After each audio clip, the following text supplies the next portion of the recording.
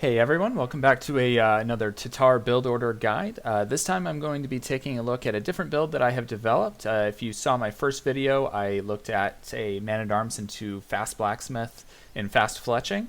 I got a lot of really positive feedback on that from some community members who used it themselves. I've used it myself very successfully and I'm enjoying it. This time I'd like to share with you a different idea.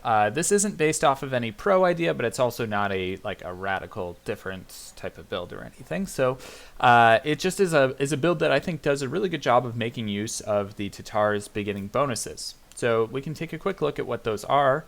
The first and most noticeable is that the villagers gather 50% more food from herdables. So it's not faster food, but there's basically just more food at the start. This gives the Tatars a really smooth scout opening, and a lot of people are just using this for a standard 20 or 21 pop scouts, where they just make a lot of scouts and can afford it really easily and still get up fast. And that's a great build. There's nothing wrong with playing that way. I just don't really think there's a need for a video to introduce that idea.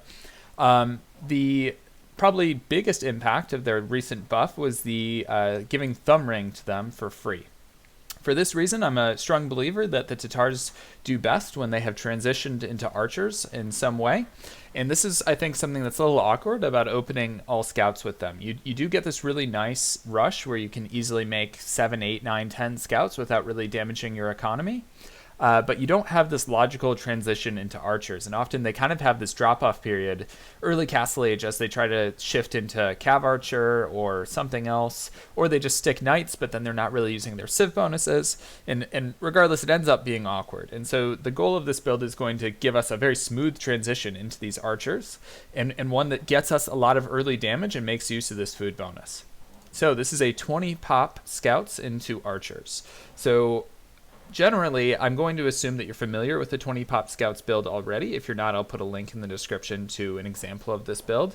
It is a very fast scouts build. The standard is a 21 pop, so you should be out 25 seconds sooner than usual, which at an intermediate and higher level of play is a pretty big difference. The trade-off to this is that you have one fewer villager working on your way up from Dark Age, and that's actually a pretty big difference. When you consider having 19 villagers or having 20 that are working, it's more than 5% there, extra resources. So it's usually what happens when you play 20 pop scout build is that you can get the first 3 scouts really easily, and then you got to lag before you can make an additional scout. So that lag is a big issue, and you really, in order to justify the eco damage of going 20 pop, you really have to do damage with your initial first scout. So if your opponent walls up or does a really good job protecting their base, then, and fending off your initial scouts, then, you don't really get the value out of that. So using that extra food from the sheep, I'll go ahead and get this started here. Using the extra food from the sheep, we should be able to continue that scout production and make a really logical transition into what comes next. So I'm going to fast forward through this just a little bit. I'll talk through some of the points of going 20 pop scouts, but I'm not going to focus on it. Like I said, I do assume that you have some familiarity with how to do a 20 pop scout build. In this build, I am going to push 1 deer. Pushing the deer is optional. You are able to do this build without it. It does make it a little bit tighter. One of the compromises of not pushing the deer is that sometimes you have to wait a couple of seconds to afford double bit axe once you hit the feudal age. But usually you're able to push a deer, and you can see I even have pretty far deer, and I'm going to have time to get it in there. So I am pushing the deer for this build, just full disclosure. So we're 3 on wood, just like normal. We're going to go ahead and take the boar, and now we're going to start scouting. So, I guess generally while we're waiting for this, one thing that I should address is why would we go archers here instead of the more standard of going skirmishers? The scouts and the skirms kind of makes a lot of sense when you're playing against an opponent who is going archers themselves, maybe a man-at-arms into archers build, whatever, straight archers. But the downside of going skirm is that skirms don't really do much damage to villagers, so you're not really a threat to kill anything. You're really just a threat to their archers or to spearmen. So the goal of going archers here is that we're going to actually be a threat to their villagers right away, and that we should be able to snowball into a unit that is going to make really good use of Thumb Ring. Now, I guess while we're talking about this, I should mention that Thumb Ring does affect skirmishers, though it affects them less. It does not change their fire rate. It increases their accuracy, I believe, by 10%. So gives some bonus there, but it's nowhere near the bonus that crossbow and cav archers get from Thumb Ring. So Okay, I'm going to slow down. So we're up to feudal age now. I put 5 on wood at this lumber camp. That's 5, not 6. And then I send 2 right away to start building this lumber camp and a 3rd here. So you can see we've gotten some scouting intel of our opponent. We have some idea of what's going on. Could have maybe done a better job scouting over here, but we'll let that go. We have 4 on berries, just like normal. And then we're sending a villager out to go ahead and start building the barracks. So the idea is that as I hit feudal age, I'm going to immediately drop the stable and start scout production as soon as I can. I'm going to go up to 10 on wood, 5 between each lumber camp. And the glory of this is that I don't have to build farms. Normally, as I hit feudal age, I would have 1 sheep left. And you can see I've got a significant amount of food that's still left. So I don't need to be able to afford the farms. So I can very easily take this moment to not farm, but instead make the transition into archers. And so that's what we're going to be doing. So we hit feudal age, a little bit of idle time, but we'll forgive me for it. It's fine. We dropped the stable right away. The first villager coming out is going to go on to this wood line so that we will have 10 on this wood line. So we're going to start with that. We're going to always make sure we have a sheep queued up. This is one thing that I noticed is a little odd, that remembering to keep your sheep queued up. You're kind of used to shift queuing them in the Dark Age, but you're not as used to doing it in the feudal age. So stable is up. We start scout production. This scout production should be nice and constant. The next villager is actually going to go to gold right away. And the goal of this is we got to start collecting gold so that we can afford archer production. So we have these 2 villagers coming back. I believe I send 1 to continue housing and walling over here, and the other is going back to food. And we can see we've got scout production, and it's constant. We have scouts for days. No problem here. We have our first 2 scouts out. Well, the 1 is the starting scout, but we have a scout out here, and we're going to go forward and start attacking. And we're not even to 11 minutes yet, so we should be able to get in before he's walled up. I should say in a more serious game, I would be having this starting scout keeping my opponent open. Back at home, we are adding gold up to 4 on gold. So after this 4th villager on gold, we should be sending 1 villager out. Yep, you can see I sent him out to start building the range, and that's just when I could afford it. I probably could have dropped that range a little earlier, but that's when I chose to do it. And now I'm adding a couple more villagers to food just to make sure that we've got plenty on food. And we're starting to attack our opponent here. We can be nice and annoying. You can see we're still keeping up that scout production. I stop after I have 5 scouts. So 5 scouts is enough that your opponent is going to really solidly believe you are going scouts, and perhaps even start adding spears. And a lot of you, I have seen like a lot of questions, particularly in Harris Discord, from some newer players who don't really know what to do when they're going scouts and their opponent has massed up a fair number of spearmen. Well, the answer is you need range units. So you can see we're already getting the blacksmith up to get fletching, and we've started archer production. So for a scouts and archer build, we're into archers pretty quickly here. And we're looking pretty good. We've started farming at home as soon as the range and the blacksmith are up. Again, I still have sheep going, but just like with the other build that with the man-at-arms and archer build, we want to have the food eco be really constant. We don't want to have a moment where we're suddenly seeding 10 farms. So I go ahead and send a 5th onto gold. You can see my opponent, an AI, has started making a lot of spears and still, for some reason, has his initial man-at-arms. And here we are. We're coming immediately with our 2 archers.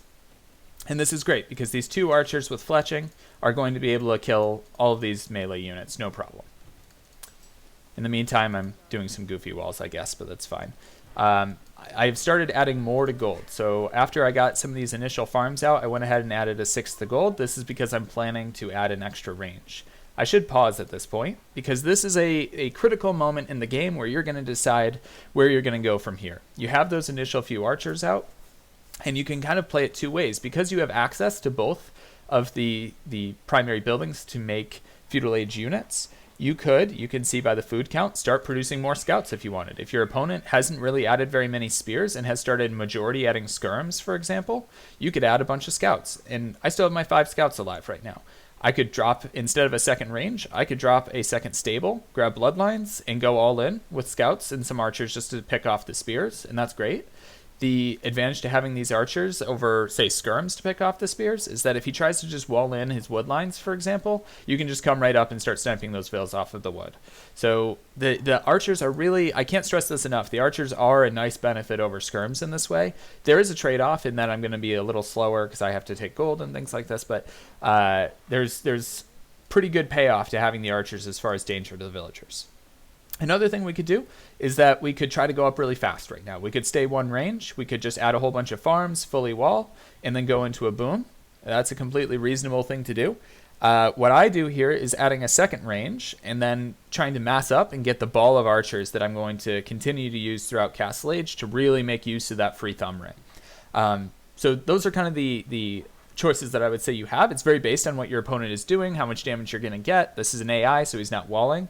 If your opponent is not walled and their map is bad or something, and all-in scouts play is amazing here.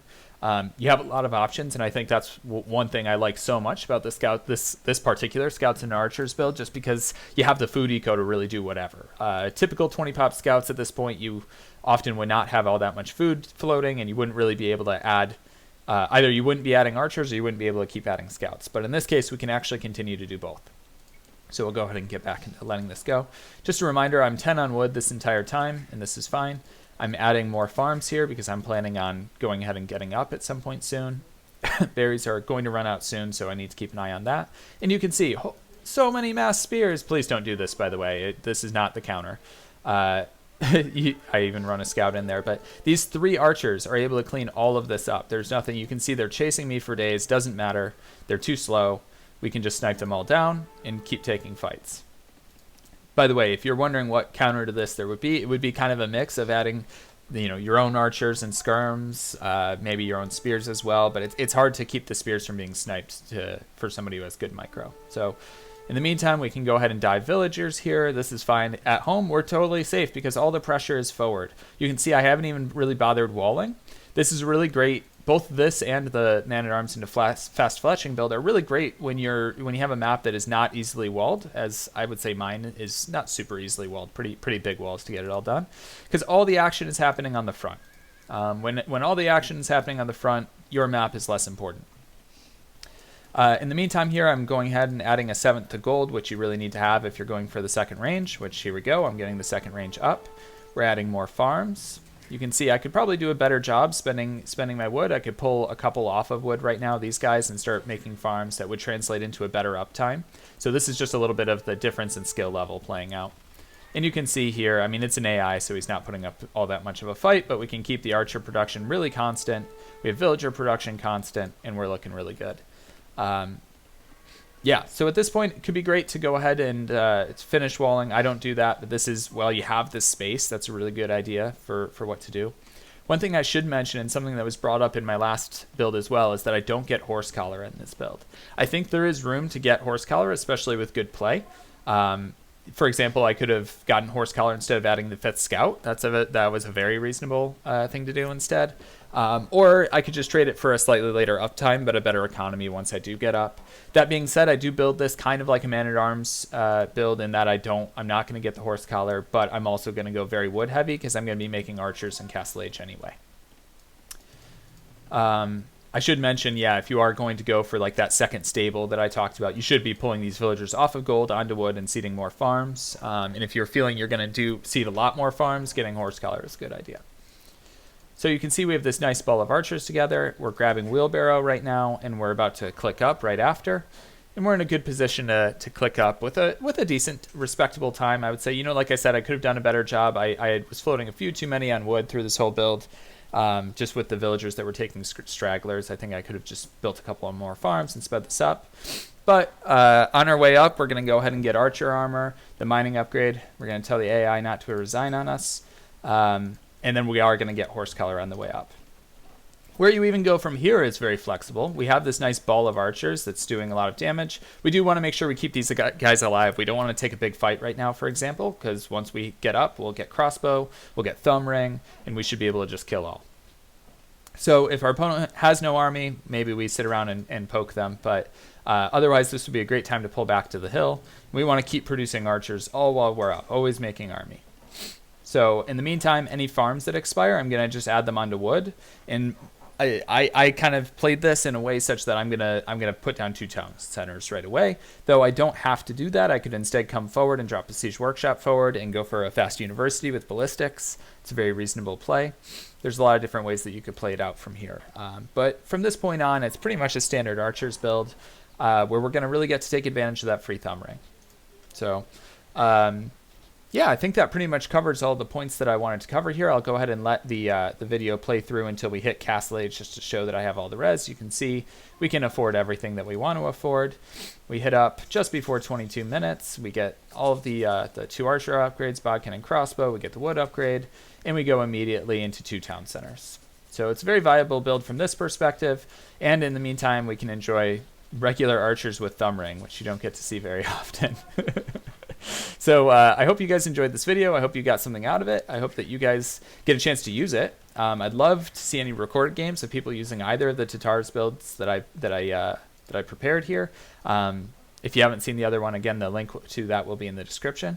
And good luck out there. I hope you guys enjoy it. And yeah, send me those recorded games. I'd love it. If you have any improvements, I'd love to hear about it in the comments. Thanks.